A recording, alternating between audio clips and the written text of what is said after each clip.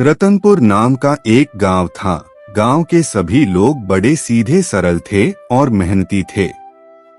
सबसे अच्छी बात ये थी कि वे एक दूसरे के सहायता करते थे और एक साथ खुश रहते थे। कुछ भी हो जाए एक दूसरे की सहायता करते थे। मगर गांव में एक आदमी रहता था, नाम था रामू। रामू मेहनती तो बहुत था, पर उससे भी ज्यादा कंजूस। वह एक पैसे को भी 2 बार सोचकर खर्च करता। गांव वाले उसे कंजूस रामू कहकर चिढ़ाते थे। रामू की खुद की अपनी दुकान थी, वो बहुत अच्छे से चलती थी। रामू के पास पैसों की कमी नहीं थी, मगर रामू ज्यादा कंजूस था। रामू का एक नियम था, न तो किसी की मदद करता, न खुद पर खर्च करता। सूखी रोटी खाता और घर में एक दीपक तक नहीं जलाता। कहता था, बिजली का बिल बढ़ जाएगा। एक दिन रामू के बीबी ने 5 पकवान पकाए थे। रामू की बीबी रमा को खाना बनाना अच्छा लगता था, मगर रामू की कंजूसी उसको रोकती थी। हे भगवान, इतने सारे व्यंजन क्यों बनाए? कितना पैसा खर्च किया, साधा दाल चावल क्यों नहीं बनाया? रोज रोज दाल चावल खाकर मन गया है, आज नया कुछ बनाया तो क्या हुआ, रोज ही दाल चावल खाते हैं ना। इतना पैसा कहाँ खर्चा हुआ है, एक दिन हुआ तो भी क्या हुआ। अरे एक दिन हुआ तो भी ज्यादा है, इतना खाना मत बनाना, दाल चावल बनाना। तुम्हें क्या पता पैसा कैसा होता है। मैं तो बोलता है 5 दिन का खाना एक साथ बनाना, फिर बार बार ये चूल्हा जलाना और मसाला खर्चा नहीं होगा। एक दिन रामू की माँ गर्मी के कारण हैरान थी और रामू को बोली, अरे बेटा, गर्मी हो रहे हैं, थोड़ा पंखा चालू करना, आज गर्मी ज्यादा है। माँ, क्यों पंखा चालू करना है? बिजली का बिल ज्यादा आएगा ना, मत पंखा चालू करना।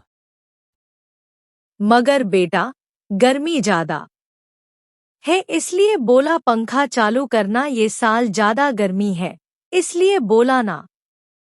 इतना कंजूस होकर क्या होगा। एक दिन रामू ने अपने पैसे रमा के सामने गिने, तभी रमा ने कहा, अभी आपका मुनाफा ज्यादा हुआ है तो मुझे थोड़े पैसे दे दो, घर के लिए कुछ नई चीजें लानी है, बर्तन थोड़ी गदिया सब पुराने हो गए हैं। तभी रामू बोला, क्यों नया लाना है? पुराने बर्तन में खाना नहीं बनता क्या? या पुराने गदिया में नींद नहीं आती क्या? कुछ फालतू का खर्चा नहीं करना। कैसे हो आप, में कौन सा लाख पैसे मांग रहे हूँ, बर्तन आपके दादी के जमाने के हैं और गदिया फट गई है इसलिए बोला। कुछ नए बर्तन और गदिया की जरूरत नहीं है, फटे गदिया सिलाकर लेंगे। रमा सोचती है, इस कंजूस का क्या करूं मैं। रामू इतना कंजूस था कि उसको अपने बेटे की पढ़ाई का महत्व नहीं था। एक दिन उसके बेटे चिंटू ने कहा, पिताजी, मुझे पढ़ाई करनी है, आप बड़ी वाली बत्ती जलाओ, मुझे नहीं दिख रहा है। नहीं नहीं बेटा, बड़ी वाली बत्ती से ज्यादा बिजली का बिल आता है, इसलिए ये छोटी बत्ती ठीक है, तुम इसमें पढ़ाई करो। पिताजी, आप अच्छा कमाई करते हैं, अच्छा पैसा है आपके पास, एक बड़ी वाली बत्ती लगाने क्या होगा, छोटी वाली बत्ती से मेरी आंखों में समस्या होगी। चिंटू, तुम्हें पढ़ाई करनी है तो ये छोटी वाली बत्ती में करो, वरना मत करो। रामू का घर के लोगों के साथ, बाहर के लोगों के साथ कंजूस का व्यवहार था। एक दिन रामू का करीबी मित्र रमन को फसल नुकसान हुआ। गर्मी के कारण उसकी फसल अच्छी नहीं हुई और नुकसान हुआ। रमन को पैसे की जरूरत थी। तभी, रमन जी, क्या हुआ, क्यों ऐसे सोच रहे हो, क्या समस्या है, कौन सी चिंता है। क्या बोलूं वीणा, ये साल ज्यादा गर्मी के कारण फसल का नुकसान हुआ, मुझे जमींदार को पैसा देना है, मेरे पास ज्यादा नहीं है, क्या करूं। इतना मत सोचो, आप अपने करीबी मित्र रामू जी से लेना, वो आपकी सहायता करेंगे। हाँ वो है कंजूस मगर आपका वो करीबी मित्र है ना, फिर हम उनको पैसे देंगे। रमन सोचता है और रामू के पास चला जाता है बड़ी उम्मीद के साथ। अरे रामू, तुम्हें पता है ये साल मुझे फसल में बड़ा नुकसान हुआ है। मुझे जमींदार के पैसे देने हैं। क्या तुम मुझे कुछ पैसों की सहायता करोगे? देख रमन, मैं तेरी समस्या समझता हूँ मगर पैसे की सहायता में नहीं कर सकता, और ये तुम्हारी समस्या है, मेरी नहीं। इसीलिए तुम देखना।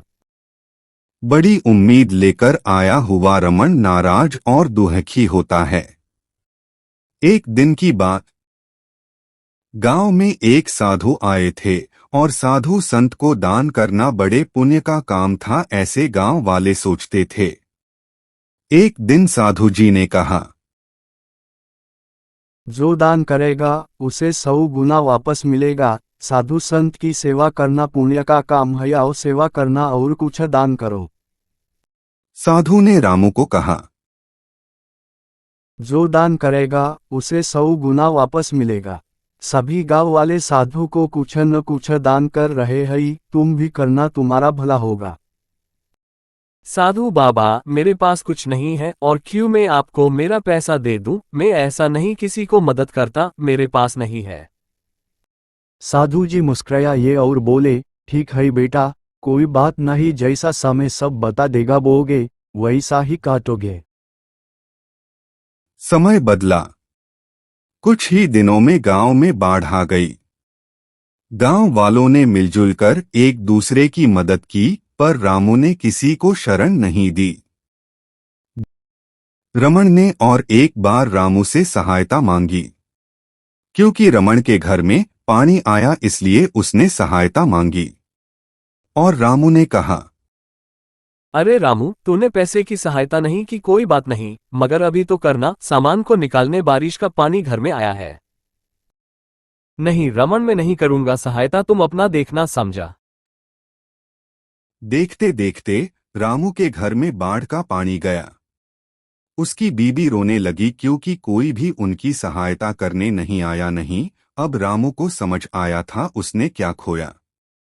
रामू अपने परिवार के साथ बाढ़ के पानी से बचने के लिए छत पर जाकर बैठा। उसके साथ उसकी बीबी, उसकी माँ और छोटा चिंटू सब बैठे थे। रामू दुखी हो गया। इतना सब होकर भी रमन रामू की सहायता करने आया। बाढ़ का पानी कम होते ही रमन आया। रामू, परेशान मत हो, बाढ़ का पानी खत्म हुआ है। माँ, भाभी और चिंटू को मेरे घर भेजना, वहां तब तक रहेंगे। मैं तुम्हें मदद करता हूँ। बाढ़ के बाद गांव वाले फिर से अपने जीवन को पटरी पर लाने लगे। फिर सब ठीक होने बाद रामू के दुकान पर सुनील आता है मदद मांगने, तभी रामू ने उसकी मदद की। रामू दादा, मेरा बाढ़ में ज्यादा नुकसान हुआ है, आप कुछ पैसे ब्याज पर देंगे क्या? मैं जल्दी ही देंगे।